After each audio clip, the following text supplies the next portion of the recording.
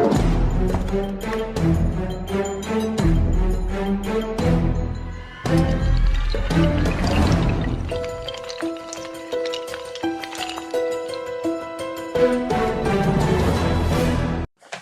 everybody, it's 444RR with the next video on the 365-day magic challenge. I got a great trick today. Today's trick is called a grave mistake.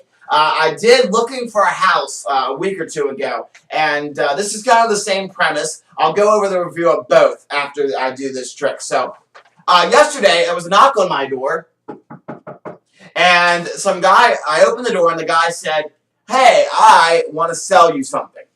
A door-to-door salesman. I didn't even know we still had those in this country. And I said to him, "Okay, what are you selling?" He said, "The afterlife." And I said, "Well, you can't really sell the afterlife." He said, "No, I'm selling the place that you will rest in the afterlife. I'm selling caskets." Now, I've heard of door-to-door salesmen before, and I've actually seen some back in the early 90s. But I've never seen one sell caskets. Now, he actually had caskets with him, like the actual physical example caskets with him. But he said, "I can have this to look at my own leisure." It was his little catalog. So, he told me about the first casket. It had beautiful Australian top. It had hand-carved German bottom and nice Dutch curtains. And I asked him how much this casket cost, and he said it cost $5 million. Who has $5 million to spend on a casket? So I said, "Well, if I did buy a casket from you, good sir, I would not have $5 million to spend." And he said, okay, yeah, that's our celebrity casket. So I said to him, "You got anything else?" He said, "Sure." So he said, "Let's take off the Australian top." So now you're left with the nice German bottom and the Dutch curtains. And I said, "Okay, how much is this casket?" $1 million, he said.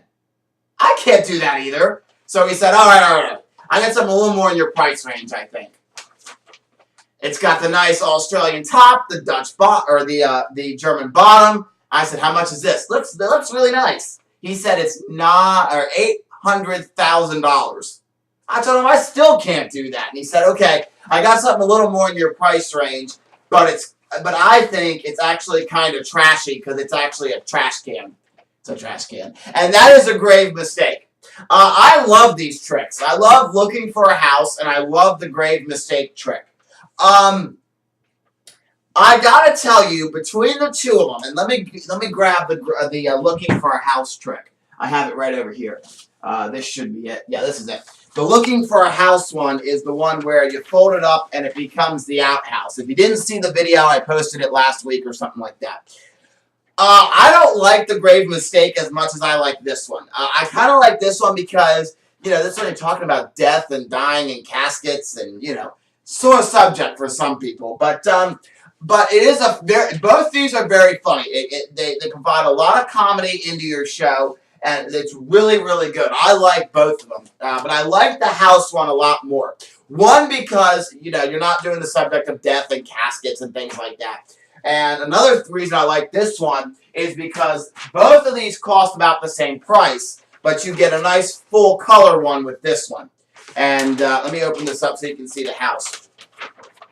With the Looking for a House one, you get a nice full colored house, instead of this one where it's just kind of black and white. So I kind of like the full color house. The really cool thing about these two tricks is they're printed on no-tear paper.